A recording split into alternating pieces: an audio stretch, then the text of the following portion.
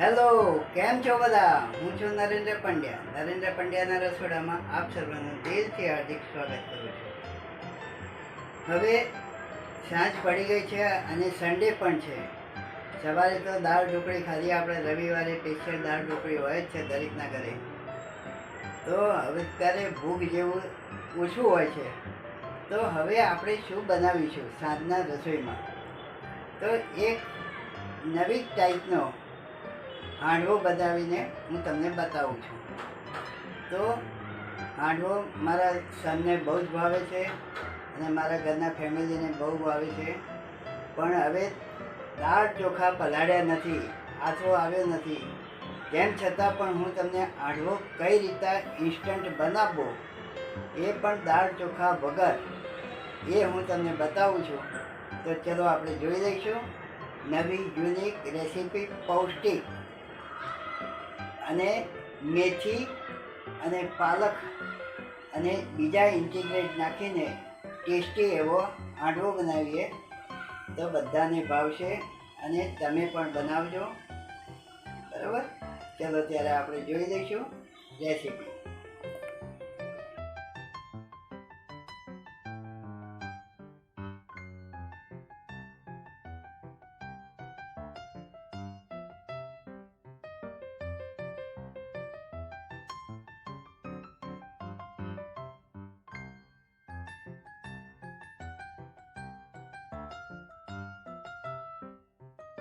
તો હવે આપણે શરૂ કરીશું હાંડવો, એ પણ પૌષ્ટિક મેથી અને પાલકનો, અને વગર કુકરે દાળ ચોખા વગર આપણે હાંડવો બનાવીએ, ઇન્સ્ટન્ટ હાંડવો.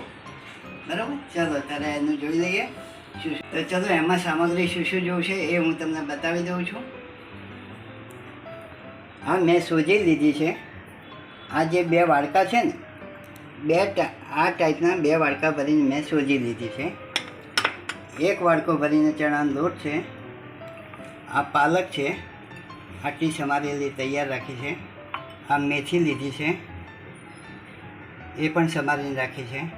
આ ગાજર છે, એને છીણીને તૈયાર કર્યું છે. આ કોબીજ છે અને આ શિંગદાણાનો પાવડર લીધો છે મેં. આ તલ લીધા છે. ટોપરાની છીણ છે.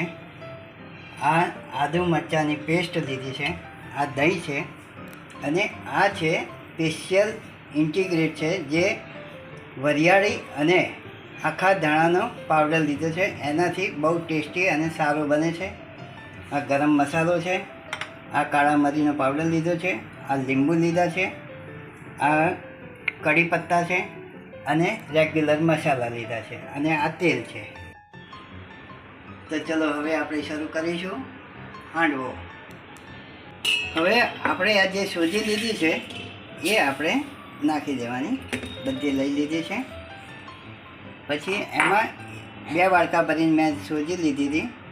આ જે માપ છે એ પ્રમાણે બે વાડકા ભરીને સોજી છે. એક વાડકો ભરીને ચણાનો લોટ લીધો છે અને આ પાલક છે, એ પણ આપણે નાખી દઈશું. આ પૌષ્ટિક છે, છોકરાઓને નાસ્તામાં પણ આપી શકાય એવો છે અને બધાને ભાવ છે. તો તમે પણ અચૂક બનાવજો. આ મેથી લીધી છે.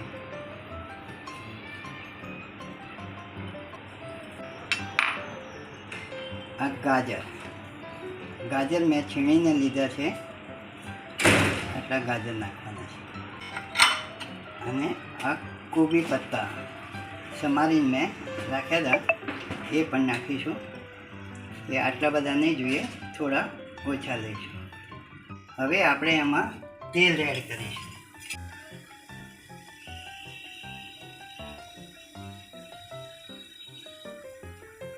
અને એમાં દહીં નાખીશું. દહીં આપણે ખટાશ માટે સારું છે. આ ટોપરાની છીણ નાખીશું.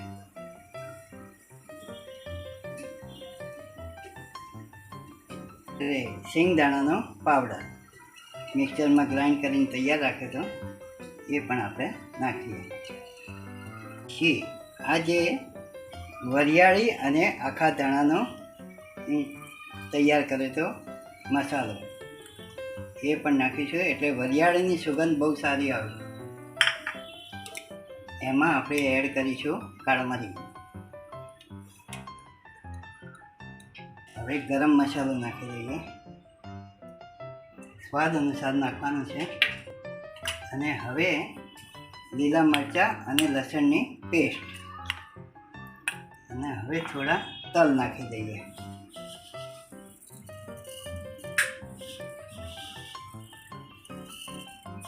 મસાલો તૈયાર થઈ ગયો છે. હવે રેગ્યુલર મસાલો કરવાનો છે. એમાં તમારે જે પ્રમાણે તીખું જોઈએ એ પ્રમાણે તમે મરચું એડ કરજો. હળદર નાખીશું થોડી. આપણે સ્વાદ અનુસાર મીઠું એડ કરીશું.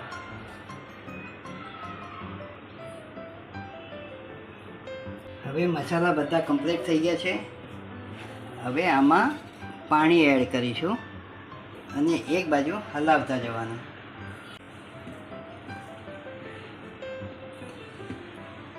પહેલાં આ રીતે મિક્સ કરી નાખવાનું. પાણી એડ કરીએ. હવે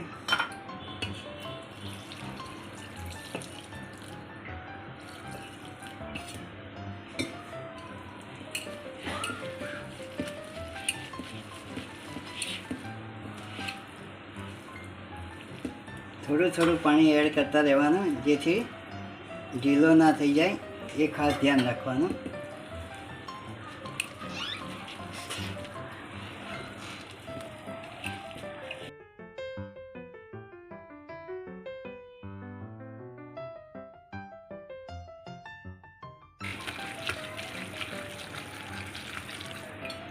આ હવે તૈયાર થઈ ગયું કે એનું ખીરું આવું થિકનેસ રાખવાની, અને 1-2 મિનિટ ત્યાં આ રીતે હલાવતા રહેવાનું. એટલે હાથો ઓટોમેટિક આવી જશે. હાથો લાવવાની આપણે જરૂર નથી, આવી જ જશે આ રીતે કરશો એટલે.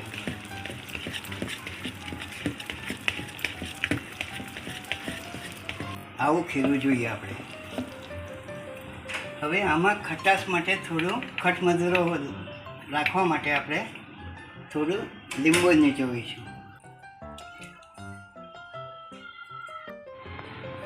હવે થોડા આપણે બેકિંગ સોડા નાખીશું, આટલું બરાબર. અને આ ખટાશ દહીં અને લીંબુ નીચોવ્યું છે એના પ્રમાણમાં આપણે સાકર એડ કરીશું. હવે ફરીથી એક વખત એને હલાવી કાઢવાનું અને 10 મિનિટ માટે એને રેસ્ટ આપવાનું.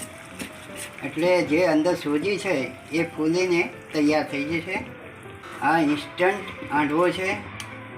10 મિનિટ પલાળી રાખો એટલે તમારે દાળ ચોખા પલાળવાની કોઈ જરૂર નથી. અને દાળ ચોખા વગર સોજીનો હાંડવો જે બહુ પ્રખ્યાત છે, અને એ પણ નરેન્દ્ર કાકાના રસોડાનો સોજીનો હાંડવો આજે તમને એક નવી યુનિક વેરાયટી કરીને બતાવું છું. બરાબર. હવે 10 મિનિટ માટે આપણે રેસ્ટ આપીશું.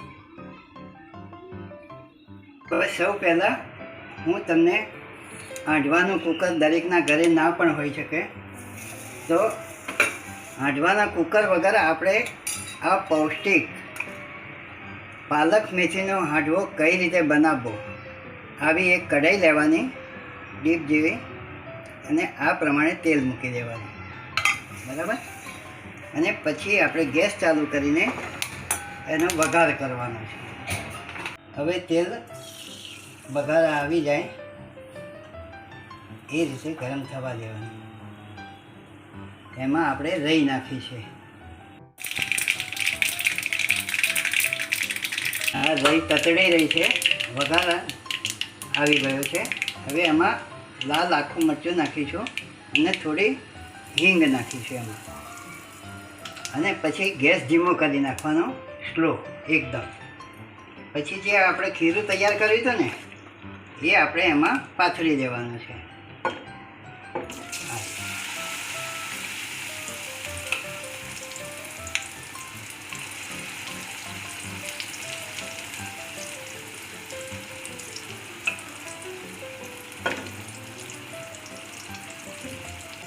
રીતે પાથરી દેવાનું, બરાબર.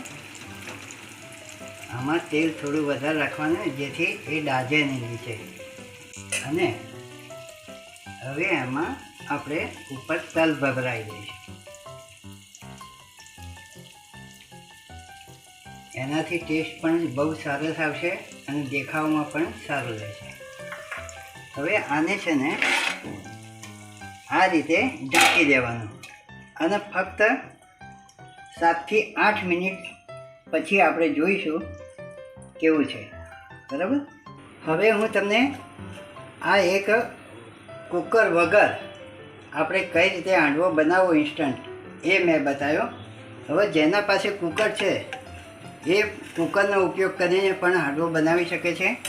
તો હું તમને બીજી પદ્ધતિ પણ બતાવું છું, કુકરમાં હાંડવો કઈ રીતે બનાવવો. આ રીતે તેલ મૂકી દેવાનું અને પીછી વડે કે હાથેથી કે આ રીતે કરીને એને ઓઇલ કરી નાખવાનું. ઓઇલિંગ આ રીતે કરી નાખવાનું જેથી તમારો હાંડવો દાજે નહીં, બરાબર. હવે આને આપણે વઘાર લાવવાનો. હવે આને ગ્રીસ કરીને પછી ગેસ ઉપર મૂકવાનું છે એને વઘાર લાવવા માટે. હવે ગ્રીસ કરી દીધું છે મેં કુકરને અને હવે આ રીતે વઘાર લાવવા માટે આપણે એને ગેસ ઉપર મૂકીશું અને રઈનો વઘાર કરવાનો છે.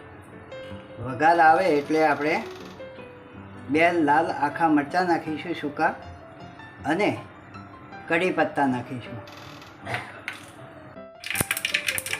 હવે વઘાર આવી ગયો છે, એમાં 2 લાલ આખા મરચાં નાખીશું સૂકા, થોડાક કઢી પત્તા નાખી દઈએ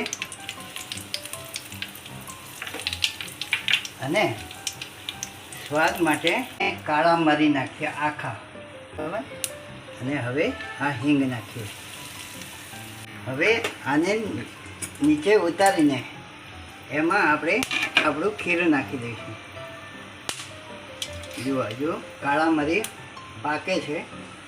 હવે સંપૂર્ણ વઘાર થઈ ગયો છે એટલે હવે ઉતારીને આપણે એમાં ખીરું નાખીશું.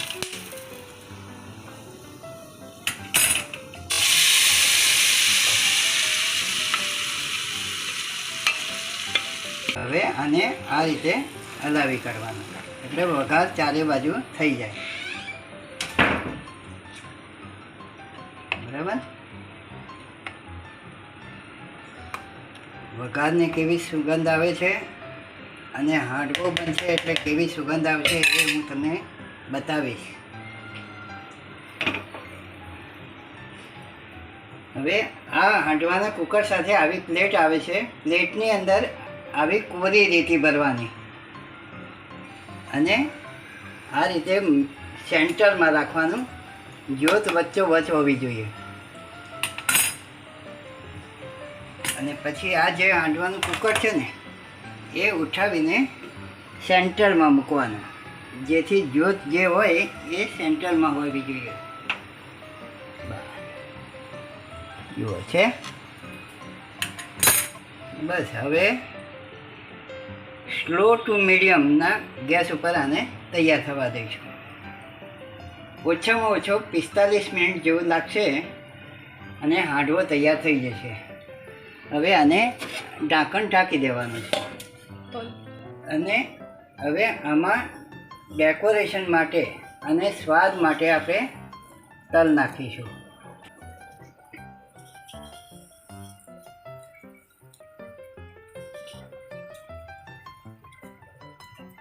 અને હવે ઢાંકણ ઢાંકી દેવાનું.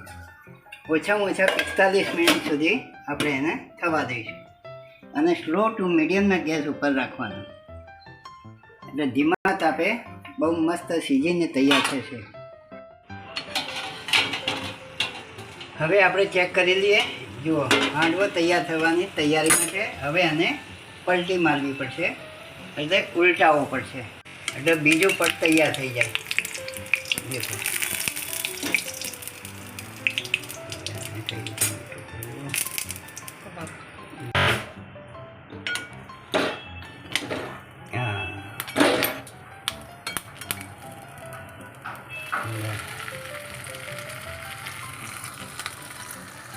હવે ફક્ત 2 જ મિનિટ જેવું રાખવાનું, 2 થી 3 મિનિટ ઢાંકી દેવાનું અને આને થોડો દબાવી કાઢવાનો.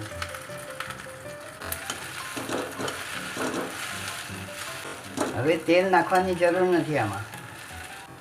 હવે આને ઢાંકી દેવાનું પાછું ફક્ત 2-3 મિનિટ જ.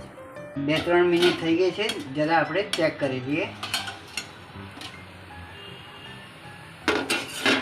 તૈયાર થઈ ગયો છે. હવે હું તમને બતાવું. દેખો, દેખાય છે તૈયાર થઈ ગયેલો અંદરથી.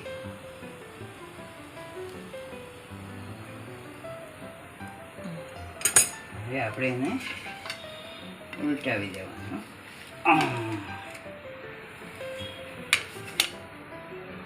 હા, આપણો ઇન્સ્ટન્ટ હાંડવો, જે આપણે કુકર વગર અને કઢાઈમાં બનતો હાંડવો છે.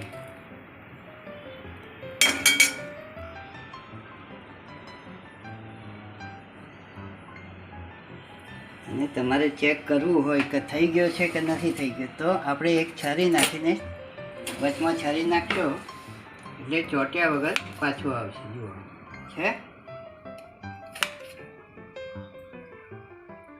આ હાંડવો તૈયાર છે. કોઈ પણ જગ્યાએ નાખશો ચોટ્યા વગર આવશે. હવે આપણે 45 મિનિટ જેવું થઈ ગયું છે, જરા ચેક કરી લઈશું. દેખો, થઈ ગયો ને તૈયાર. આ કુકરનો હાંડવો. આમ કરીને આમ અંદર નાખશો જરાય ચોટશે નહીં. બરાબર? એટલે હવે આ તૈયાર થઈ ગયો છે. હવે આપણે એને ગેસ બંધ કરીશું અને સર્વિસ પ્લેટમાં કાઢીશું.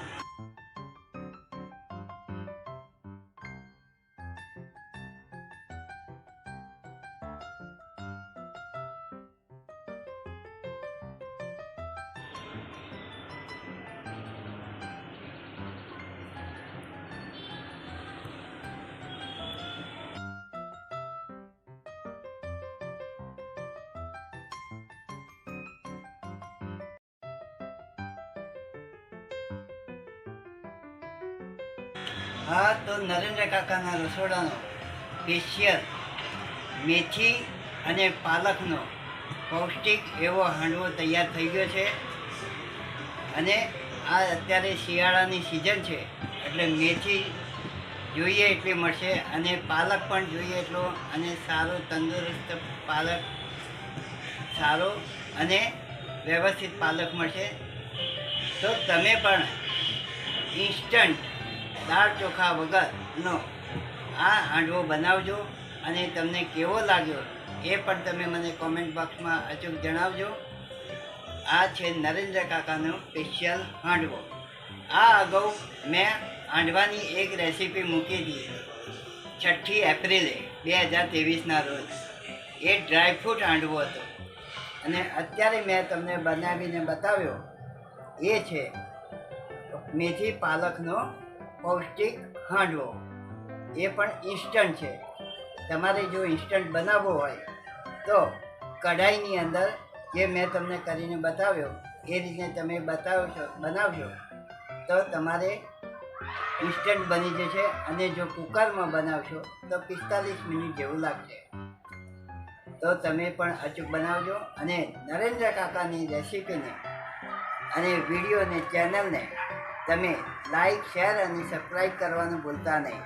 આ હાંડવો તમે ડુંગળી સાથે અને તેલ સાથે પણ ખાઈ શકાય છે. અથાણું હોય એના અથાણા સાથે પણ તમે ખાઈ શકો છો.